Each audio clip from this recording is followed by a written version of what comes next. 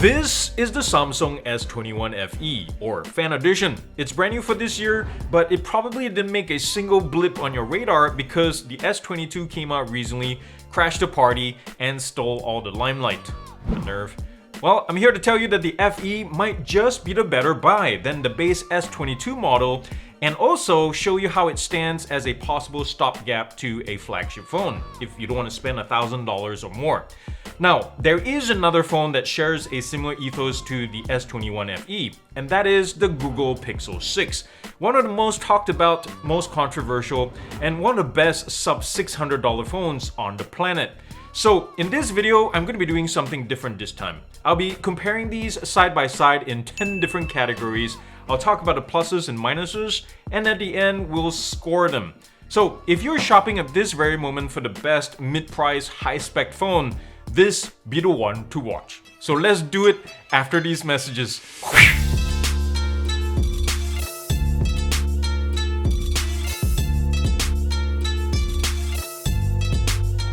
Let's not forget that these are phones first and foremost. So in terms of call quality, they're good, so nothing to shout out there. But one area that honestly gets glossed over a lot is the fact that Google frequently improves their phone call and texting experiences on pretty much all of their devices, especially in the intelligence and accessibility aspects, and not get enough credit for it. I'm quite sure there's no other phone maker right now that currently does that. So like for example, the entire hold for me, call screen, direct my call, wait times suite, it all works quite seamlessly, especially with the Tensor chip running in the background doing all the grunt work. Is there anything like that on the Samsung? Hold on, let me check. Phone app? No, it's just a basic dial screen.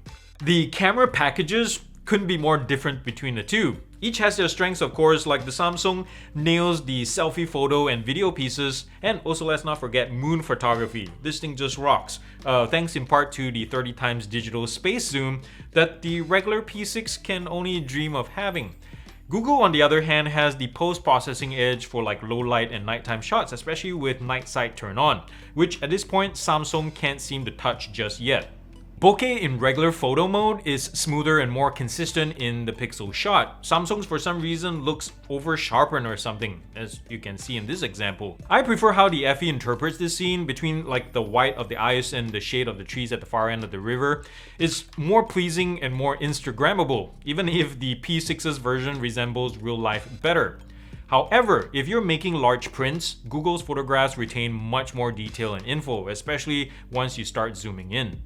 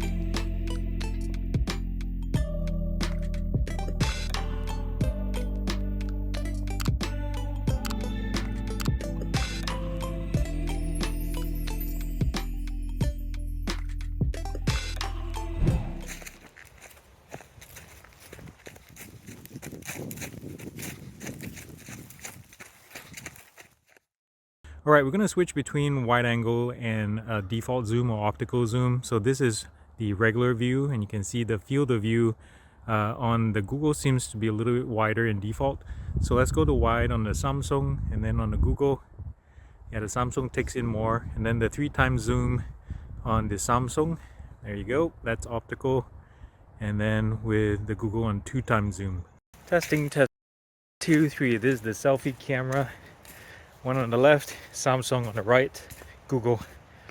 How do I sound? I'm going to be switching between the audio on the Samsung now. Man, it's muddy out here. Testing, 1, 2, 3. And then we're switching to the Google. Man, it's muddy out here. Still testing, 1, 2, 3. How's the exposure in this in dynamic range? Based on the colors, the screen anyway, on the preview screen, the Google is really pushed blue. Samsung is a little bit more natural, but then we're gonna switch to the final result, and we'll see which one comes out truer to life. But as it is in the preview, Samsung wins. If you look merely at the benchmark scores of the Snapdragon 888 versus the Tensor chip, you'd be quick to think that the Samsung would dominate here. But no guys, because in actual real-world use, both are quite neck and neck. From like gaming launch times to video processing, both are quick, they don't get bogged down when you multitask, or they don't drop background apps aggressively. Because to be honest, you have to be pushing these really hard in order for that to happen. And the fact is, most of us don't ever hit those limits. And part of the factor here is sufficient RAM. There's 6 on the FE and 8 on the 6. Are you confused with that sentence yet? And when it comes to AI related things though, this is where the Tensor runs rings around the Snapdragon. It's just significantly faster to do things like voice typing, which I love to do on the Google, live translating, using Google Assistant for example, Google Lens, Magic Eraser, don't forget about that one. So if you rely on AI features a lot, the Pixel 6 hands down. Neither of these are meant for small hands because even on my average size hand, my thumb has a stretch just to get to the other side or the other edge of the screen. But here's a little trivial fact. Without a case, the Samsung is about 2.5 millimeters narrower for what it's worth. Yeah, the Pixel 6's prominent camera hump right here may not be for everyone, although I have to say it is unique, while the Samsung is a step down from the more expensive materials and less fancy version of the contour cut camera housing of the S21 and S21 Plus. Now, the power and volume buttons are oriented differently on the right side. I personally prefer the Google's, the volume toggle like closer to my index finger since, I'm a left-hander, and the less often used power button towards the top.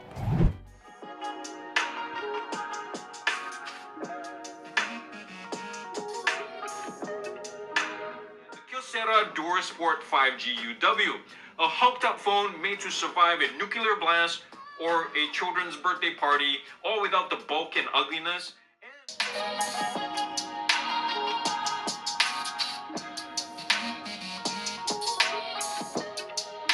But they're made to excel and survive in the toughest conditions imaginable, like on mountaintops or rock faces or underwater or even a 2,700-mile PCT hike.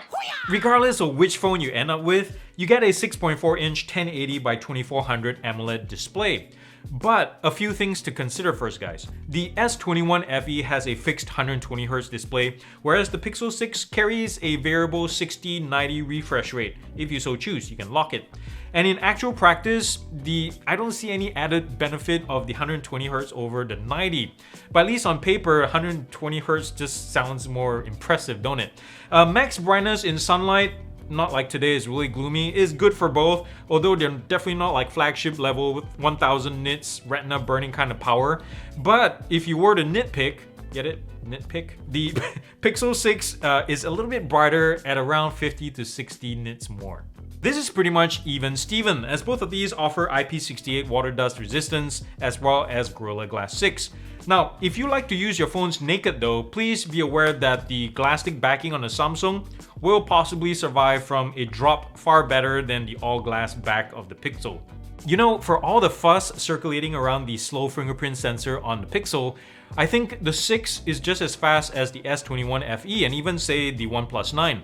Tell me I'm dreaming here, guys, because in this demo, it seems like the Pixel 6 might actually be a smidge faster like half of the time. And also on the FE, I would have preferred the sensor to be located higher up the screen, about half an inch or so. Both of these phones offer relatively similar charging speeds, be it wired or wirelessly. When plugged in, you get about 25 watts fast charging on the Samsung, 30 watts on the 6, and wirelessly, you're looking at about 15 watts on the Korean and 21 watts for the American. Now, even with similar cell sizes that both of these have, battery life is surprisingly dissimilar. Like for example, when I ran a looped video over Wi-Fi at max volume, max brightness, the S21 managed 8 hours 22 minutes screen on time. The Pixel with the same test eked out 11 hours 47 minutes.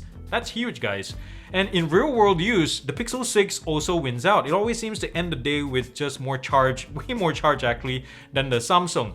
And oh yeah, by the way, both of these phones can also do reverse wireless charging. And what that is that you can use your phone as a wireless charging pad for other devices, like your earbuds or something like that. Since the beginning of time, I have had a love-hate relationship with One UI.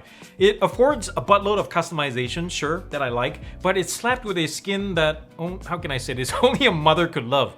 But I'll give it this, the latest 4.0 on the FE running over Android 12 is much better aesthetically, but it still feels clunky in places, and the app drawer and settings look like one big Samsung ad from time to time, like they're trying to sell you Samsung this or Samsung that, or Bixby this or Samsung Pay that. It's not as obvious as before, but they're still there. On the other hand, the Pixel is still lightweight and vanilla, but now has added more, customization features with the whole Material U thingamajig, which is a good start. I would say it's a draw in this case because at the end of the day, it's all about personal taste, right? Both possess things that I love and detest at the same time. And oh yeah, another thing, Google promises 5 years worth of security updates versus Samsung's 4. Major OS updates are tied at 3 years. But in reality, the Pixel 6 series, you probably heard about this, has suffered from fudge updates, and I hope that's behind them now, and also haven't been the most timely, which kind of mars the whole experience. I'm personally not as hung up as others when I have to wait until like middle or end of the month to get my updates, but for some, that's a big issue.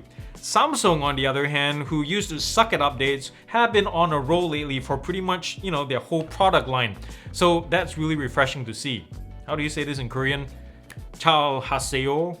So, if you want to spend less but get as much features and tech as possible without hitting the budget, mid-budget categories, it's really hard to beat the value that these phones bring to the table.